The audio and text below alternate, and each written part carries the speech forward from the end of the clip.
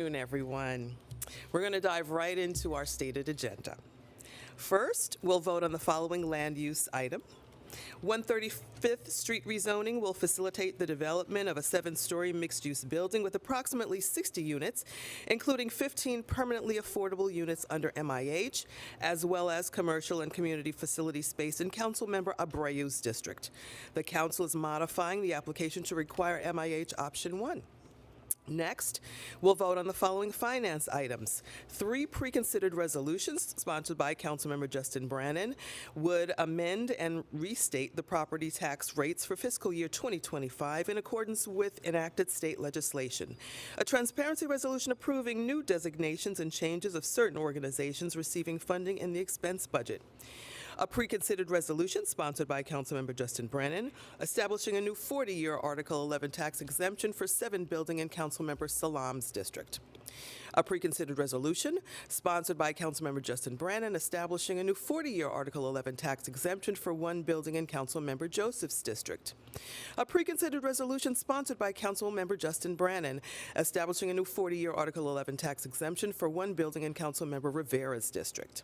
Next, we will be voting on 2 appointments. The Council's appointment of Dr. Mohammed Khalid as a member of the New York City Civilian Complaint Review Board, the Queensborough President's reappointment of Udashram Raj Ramprasad as a member of the City Planning Commission. Today, we will also vote on the following pieces of legislation.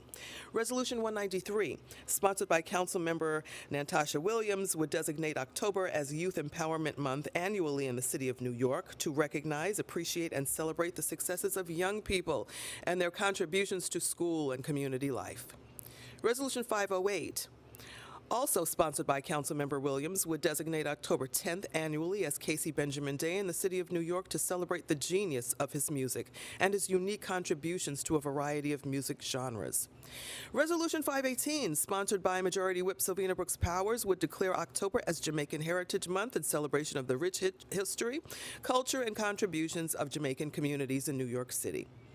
A pre-considered resolution sponsored by Council members Crystal Hudson and Tiffany Caban would celebrate the New York Liberty winning the 2024 WNBA championship in their first in the history of the franchise. It would also declare October 20th as New York Liberty Day annually in the city of New York. Introduction 797A, sponsored by Councilmember Althea Stevens, would require the Department of Education to report annually a list of all student clubs and organizations at each school. The DOE would be required to report if any student club or organization has authorization to conduct its activities off school grounds. And Introduction 733A, also sponsored by Councilmember Stevens, would require the DOE to report annually on information related to career and technical education, or CTE, programs. I now invite Councilmember Stevens to come to the podium and tell you all about her legislation. Greetings, everyone. Thank you to our great speaker, Adrienne Adams, and my colleagues, all of my colleagues, and a special shout out to Chair Rita Joseph, the Chair of Education, and all of my colleagues who continue to fight and advance our city's educational system. Today, I'm proud to champion 2 critical pieces of legislation that will greatly bring greater transparency and accountability to New York City's education system. Intro 797, which mandates the Department of Education to report on student clubs and organizations at each of our schools. School clubs play a pivotal role in the personal and social development of our young people. And by requiring the DOE to provide information to facilitate advisory and off-campus activities, we will better be able to evaluate the resources and supports that are available to our students. I say this all the time. After-school programs are not just times for young people to have childcare. It is actually an educational support system that really advances our young people forward. And it has shown, studies have shown that when young people are in after schools and in those programs, they actually not only succeed better in school, but in life themselves, because it's all about youth development. Intro 793 focuses on the future of workforce of our city and requiring the Department of Education to report on the information of career and technical education, CTE programs. By requiring annual reports that will touch key matrix as such as students are enrolled, their participation in internships, and post-graduation outcomes. This information will allow us to ensure that CTE programs are effectively supporting and providing our community with the necessary tools to enter the workforce or higher education. Transparency is important in our city, especially when it comes to investing in our future for all young people who walk the school hallways daily. The reality is that we will be replacing, all of our students will be replacing us and standing here one day. And it is our responsibility to identify any gaps in the road and any program in progress needing to improve it. Let's continue to ensure that students have equal access to program and activities and foster leadership, creativity, and most importantly, community engagement. Thank you. Thank you so much, Councilmember Stevens. Introduction 771A, sponsored by Councilmember Linda Lee, would require the DOE to provide parents with information about the interpretation and translation services that DOE offers, including information on how to access such services and examples of how the services might be used. I now invite Councilmember Lee to discuss her bill. Thank you so much, Speaker Adams and colleagues today. I wanted to thank all of you for being here and excited to talk about Intro 771. And as many of you know, New York is home to an incredible 700 languages if you include all the different dialects, and 3 million of our residents are foreign-born, hailing from over 200 countries, and almost half of our city speaks a language other than English. And I would actually say that Queens probably is where a lot of them start off, which is why we have the best food. Simply put, the success of our education system depends on being able to communicate with parents and students in the languages that they're most familiar with. And our city does not have the resources to address each family's linguistic needs. The Department of Education provides written translation of documents in 9 languages, but interpretation over the phone is also available for another 240 languages. With Intro 771, the City Council will ensure that the DOE more proactively distributes information regarding the city's phone interpretation services to schools and their parents and student bodies. As we pursue greater language accessibility across our city's schools, I want to also thank Chair Joseph and Speaker Adrian Adams for their leadership and partnership on this important issue. And as someone who comes from an AAPI immigrant nonprofit organization, I know all too well how important it is to make sure that our youth are engaged, but especially our parents, and that they're engaged as well. So thank you so much, Speaker. Introduction 468A, sponsored by Councilmember Natasha Williams, would require the Department of Transportation to make information available on their website regarding traffic control device and speed reducer requests. The bill would require more searchable details, providing clarity about traffic safety requests made by the public, community boards, and elected officials. Introduction 87A, sponsored by Councilmember Rafael Salamanca, would expand reporting requirements on the demographics and outcomes of youth who are in the juvenile justice system.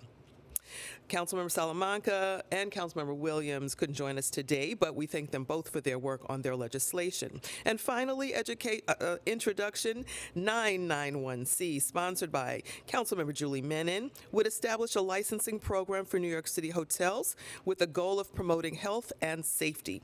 New York City has long regulated businesses in the tourism industry to advance the safety and well-being of New Yorkers and visitors. For example, sightseeing buses and guides, pedicab drivers are all currently required to obtain a license from DCWP, allowing the city to enforce health and safety regulations while giving consumers the information they need. This legislation seeks to align the hotel industry with this standard for front desk coverage, security, and cleanliness.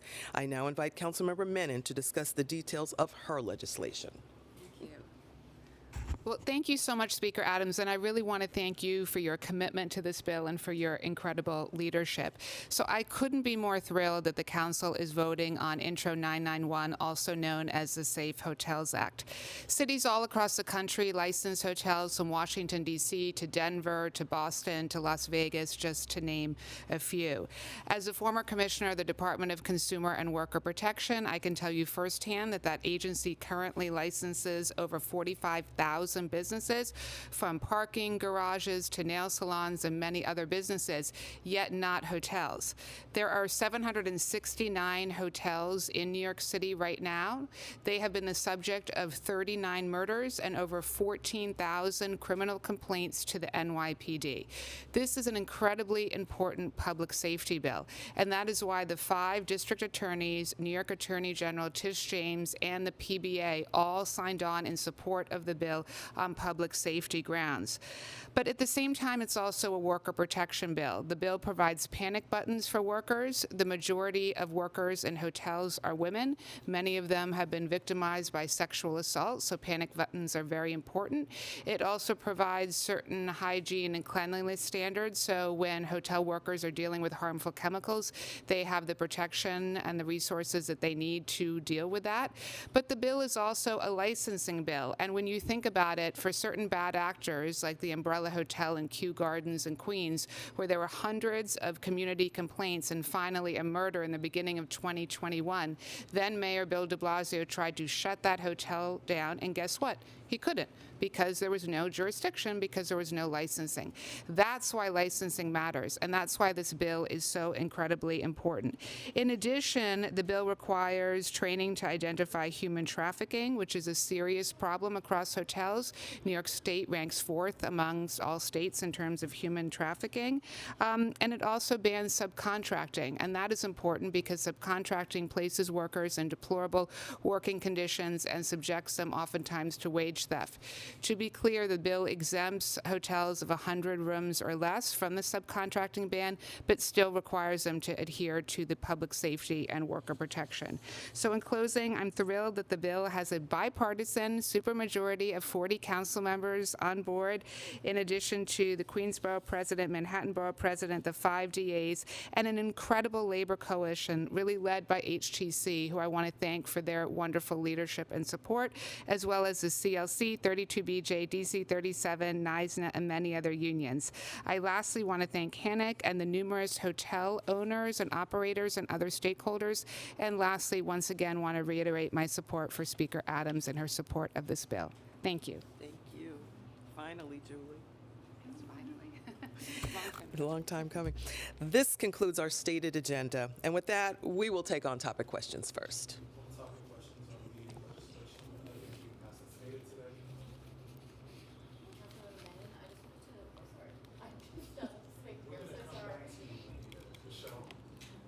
Hi. Hi. Good. So I wanted to ask about something on the agenda today, which is the bill that you're introducing. That's not on topic. Yeah.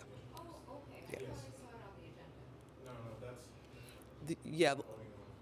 Right. The legislation that we just discussed, we're on topic right now, but we'll get there. Okay, got it. Apologies, I didn't mean to do that. So Councilmember Menon, I just wanted to clarify something. There's been obviously a few amendments to this bill. The licensing is every 2 years or every 1 year? It's every 2 years, and that was really based on feedback from meeting with stakeholders. The original bill was every 1 year. We met again with numerous owners and operators who really wanted to push for the 2 years, which we agreed to. Great, thank you. No, not on topic, off topic. Any on-topic questions? Good legislation. Going once, going twice. We'll go off. We'll come back to you, Michelle. Michelle. Hi. So I wanted to ask about the 2 days of hearings that we just seen from the council on CPS. Mm-hmm. I was there yesterday when Reynoso gave his remarks in support of City of Yes, and he brought up the example of MIH being unpopular on the community board level back when he was in the council. So I just wanted to ask you how, this time around, how is strong community board opposition to City of Yes informing your views now that you're in the council and it's, I guess, a new proposal? Great question. Thank you. Well, a lot of folks know, I was a community board chair, and ULURP land use was very, very important, still is, obviously, to community boards. what I loved about yesterday's hearing, the 2 days worth of hearing, over 14 hours yesterday. And Chair Kevin Riley, I have to give him a shout out. He was Superman.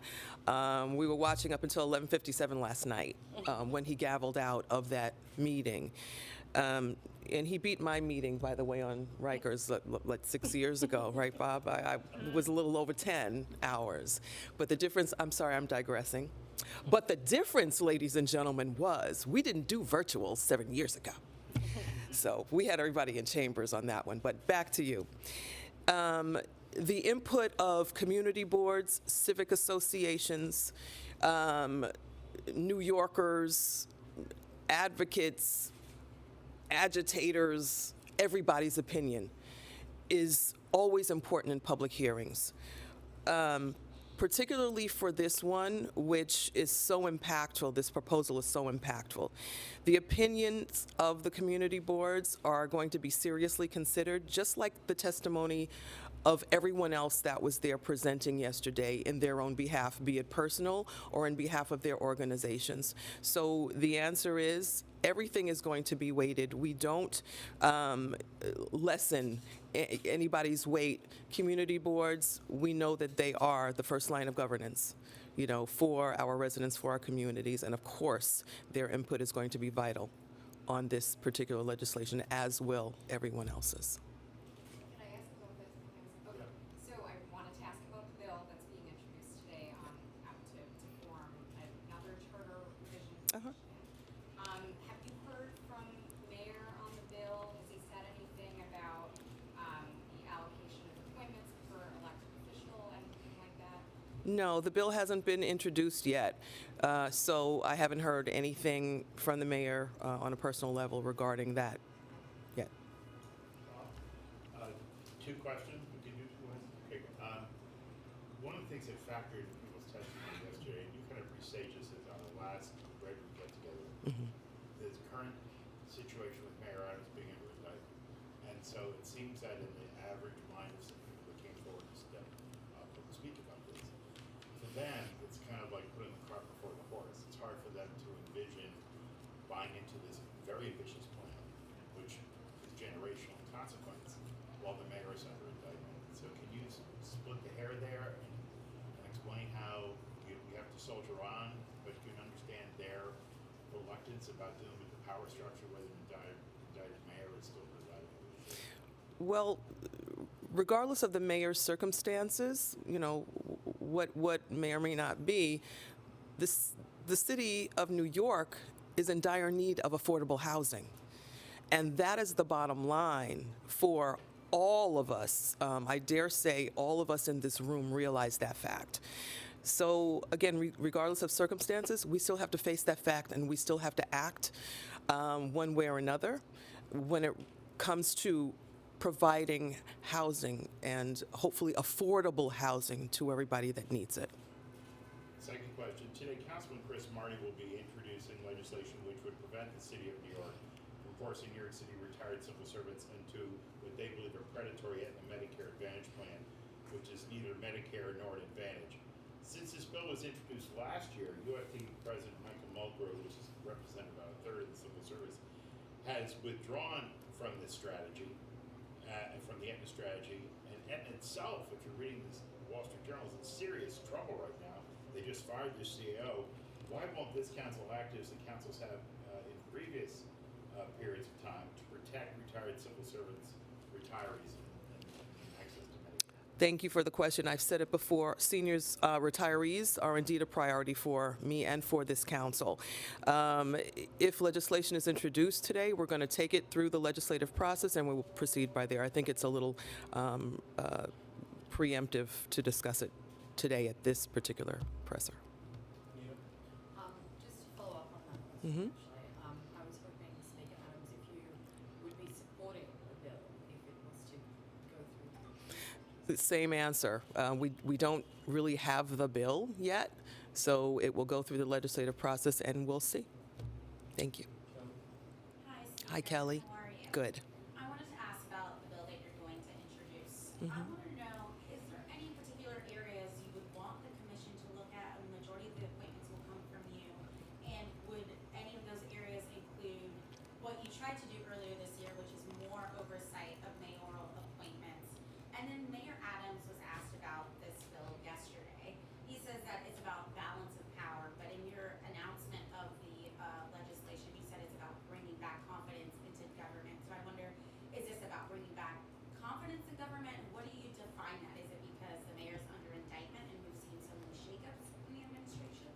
Great question, and thank you for that. What we hope to do with this Charter Revision Commission is we want to make sure that we're being transparent about its mission to best align, with practices. I can't really speak to the mayor's hypothetical plans, but ours are clear. We are prioritizing a pro-democracy commission, and if others want to engage in anti-democratic efforts, that's for them to explain, but charter revision commissions have to be thoughtful, deliberative, and focused on improving the city charter to benefit the lives of New Yorkers. We have to have a commission that, number one, reads the charter, and number two, takes the time, once they understand the depth and the breadth of the Constitution of the City of New York, to make informed decisions on how to move forward. And that's the intention of this commission. Would you want them to look at the mayoral appointments for the city council to have more oversight over that? That is certainly consideration for us. Our bill and legislation on advice and consent is still very much an item for the city council. I think that particularly because of things that have happened over the past couple of months, I think that there is no greater time to revisit that. Speaker, back to the city of Yes. Might be premature to say this, but after the past 2 days of hearings, are you expecting significant changes to the plan?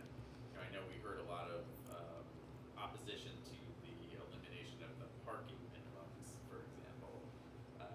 Is that something you would want to see out of the plan? We are certainly going to take all of the testimony, and we still have so much of it that was submitted, written. We really want to be deliberate about about whatever final decisions are made with this proposal. So be that adding to it or detracting from it, we want to make sure that we consider all of the testimony, and we still have to do that. And one more thing, do Sure. you feel like you're in a stronger negotiating position given the mayor's current situation? I know there are many things that you want in addition to what's in the City of Yes plan around housing. Do you feel like confident that you can get those things done given, all the turmoil over there? The power of negotiation, Ethan. I think that the council we always feel good about our negotiation. We feel good about negotiation going into the budget, and I think that we were a perfect example passing this last budget, and that was prior to any of the issues that are going on right now in the administration. So we feel confident in, working through this proposal, just as confident as we did working through the budget. Thank you. Yeah, following up on the questions about the charter revision commission, I'm wondering if you have any response to reporting that the mayor was thinking about forming his own commission, and if you've received any indication from his side of City Hall that they are considering going along with that. I haven't received any information or insight from the administration as far as another charter revision commission coming from them. I think that the information that was presented yesterday was more on a hypothetical, and some of the information that I heard about seemed to take it and kind of stretch it to places where, quite frankly, I don't know if really warranted that stretch. So we'll see what happens, whether that's a hypothetical situation or whether indeed it does come out to be factual. And then I had a separate question about Adams's comments on Trump's comments about him. Obviously, last week at the Al Smith dinner, and then a few weeks earlier, Adams did not take repeated opportunities to disavow Trump's supportive comments about him. What do you think of that for Adams to not disavow those comments? And I wonder if you agree, Adams seemed to imply that he was solely focused on New York City, where we don't have necessarily super competitive elections coming up. Do you agree that New York City is sort of isolated from the national politics happening right now? Well, I'll take that first. My personal opinion is that New York, we're not isolated by anything. We are leaders in New York. So I'll just leave that there. As far as anything that the mayor may or not be thinking with regard to what the former president thinks about him or, says about him, I can't really respond to that. I don't know, what types of thoughts go on, with the mayor with regard to the former president, so I can't really respond to that question appropriately. Yeah, Jocelyn Stover, DOI Commissioner, produced a report about the $4 billion homeless complex that provides shelter for 86,000 people. I know you're very aware of that workforce and have done a lot to try to raise them up, but those people still get food stamps for doing the hands-on work for the homeless. In that report, it was revealed that some CEOs are making $500,000 to $700,000.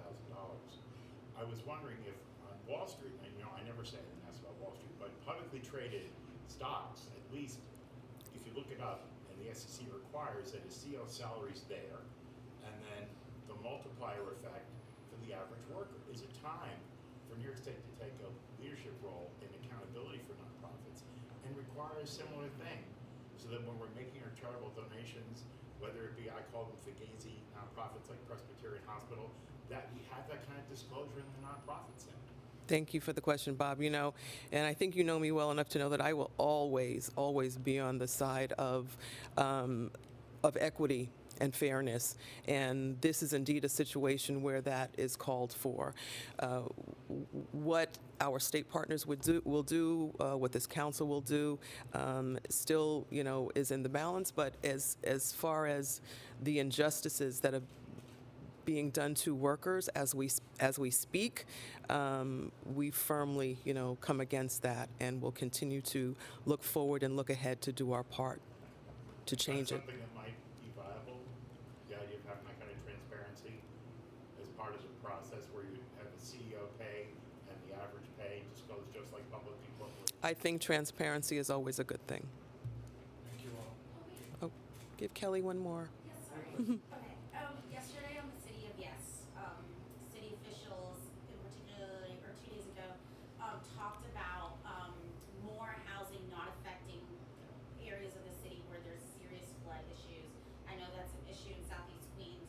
They said that it's not going to have a serious impact. I'm wondering what you thought about them saying that, because we do know that that's an issue. I've been out there myself. Yep. And do you think that that's going to be something that you're going to put into whatever changes you want to see with the city of Yes? You get the prize for the best question of the day, especially hitting my home in Southeast Queens and the flooding issues and the infrastructure that is severely lacking, that has been lacking for decades in areas like my own in Southeast Queens. I think that, when we questioned the administration around infrastructure, that was one of the most important issues that will be considered when it comes to our decisions around this particular proposal. Infrastructure is at the top of the list. Thank you. Thanks, everybody.